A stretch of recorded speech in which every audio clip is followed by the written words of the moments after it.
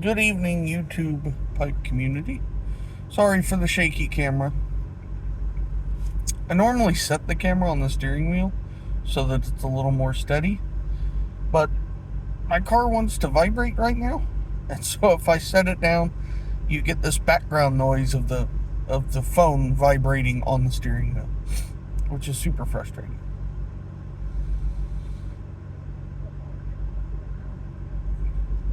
Housekeeping. Smoking a Hackert cob that I took a forever stem and sanded down to fit into the shank. Because as much as I like the Hackert cobs, I'm not a huge fan of the stems that he sends with it. They're a little small for me. I like the thickness and the width of the forever stems a little bit better. But forever stem, of course, doesn't fit in the Hackert cob as they come, so a little sandpaper and some pliers and a whole lot of twisting, and I got it to fit. I've done that twice, in fact. I have my other one right here with me. This one. I just finished sanding the stem for this one today. Just another forever stem. And I just sanded down the what's the little part? The name escapes me now. Anyways, the part that goes into the stem. This one's based on a Country Gentleman. But I just, God, you put that forever stem on like any cob and it just transforms it. I'm such a fan. Anyways, I hope everybody had a great Thanksgiving. I am going to set the phone down for just a minute. Sorry about yeah, you can probably hear that. I don't know if you can or not. But I need to tamp and light. And get my, and then I'm smoking Old Joe Krantz.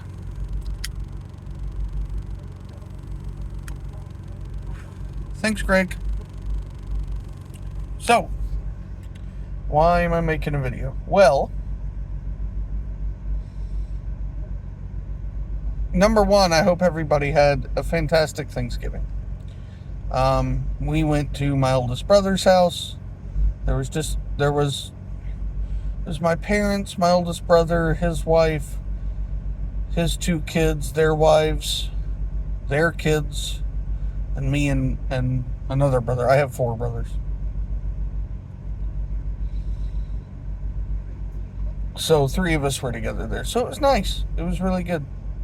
We really enjoyed ourselves. So, yep, it was a nice Thanksgiving. I hope yours was great. I hope, if you don't celebrate Thanksgiving or if you had to work or whatever, that it went as well as it could have gone. And to me, Thanksgiving is kind of the introduction into the holiday season. So I hope that, now that the holiday season is in full swing, that it goes well for everyone. I know it can be a very stressful time of year.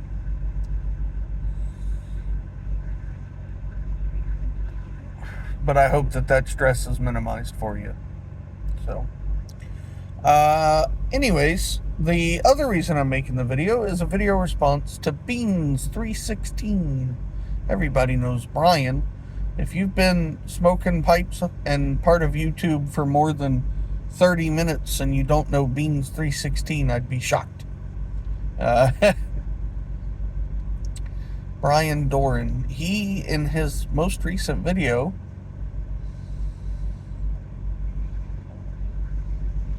asked about our favorite Christmas memory. So, I'm going to share with you a Christmas memory that is a favorite now, looking back on it. Ooh, sorry about putting my hand. Let me just set this down again. Now, looking back on it, it doesn't seem like it's vibrating anymore. But at the time, it was not my favorite. So it's one of my earliest memories. So I'm 4, 5. I don't know. I'm at an age where I'm still young enough to believe that Santa Claus is real.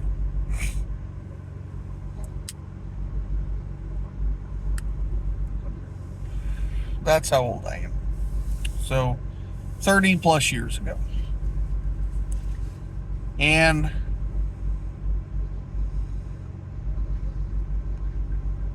the way our old house was laid out is if you walked into the front door, immediately in front of you you were in the foyer, immediately in front of you was a closet.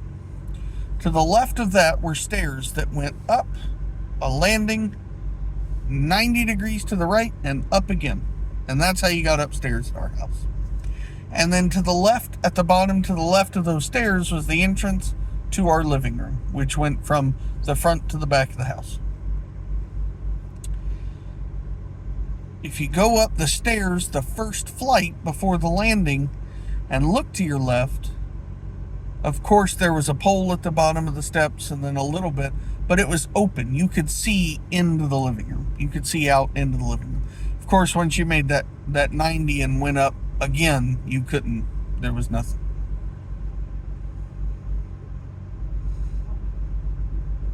So, at the front of the living room, after you walked in, took a left, you're in the living room now. At the very front, this side, was our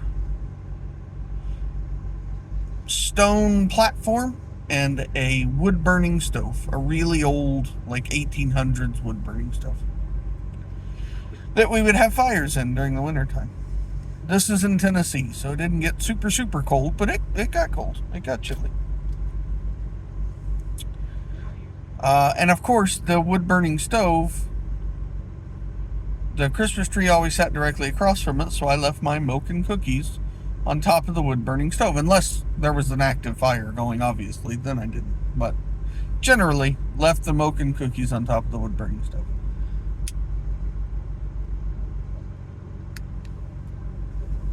So, it's Christmas Eve. I'm a kid. As a lot of children around Christmas time, a lot of children who were lucky enough to grow up in a household like I did, around Christmas time are wont to do, I was having trouble sleeping. I was excited for obvious reasons. It was Christmas time. And I was fortunate to grow up in a household with, great parents, and who really tried to do everything they could to give us a good Christmas. Whether they were able to or not, they tried.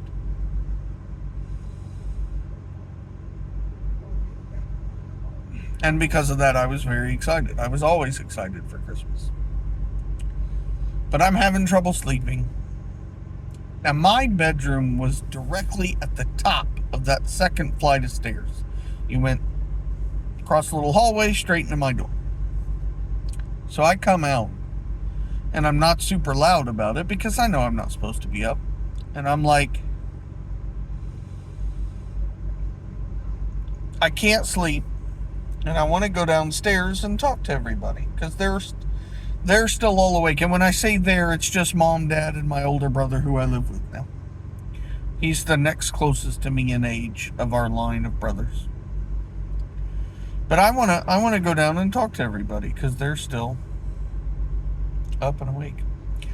So I head down the stairs, and I tell you that my room's right at the top of the stairs to let you know that there wasn't much time. If they heard me, there wasn't much time to do anything before I was rounding the corner of that 90-degree turn, heading down the second flight so I could look into the living room. Sure enough, I round that corner, hit that second flight, go down about 3 steps, and look to my right. And that's out in the living room. You have the stone platform with the wood-burning stove, an end table in front of a big bay window, and the couch. My brother is on the ground, laying on his stomach, right next to the end of the couch and the end table, eating the cookies and drinking the milk that I had left out for Santa Claus. Now, it was funny because as soon as he looked up and realized I was there, he tried to shove him under the table real quick. But obviously it was too late. And I was like, what are you doing? And that was the night that I had to have the talk with Mom. And she tried, of course. I don't know if there's a real man in a red suit who delivers gifts to children at Christmas, but it's the spirit of Santa, etc. Like any mother would try and do to let down their child easily. But that story has been with me for so long, and I must have told it 1,000 times. And looking back, thanks, Greg. Looking back, that can be a traumatic experience for a kid. Finding out that Santa Claus is not real. But my childhood and my family and my parents specifically, and my older brother, I have been so fortunate in my life with the family that I was blessed with, that I'm able to look back on that now and just kind of chuckle at it. And it's a warm memory to me.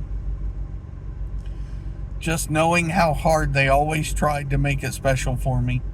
Knowing how bad my brother, and even though my brother laughs about it now, I know he felt bad.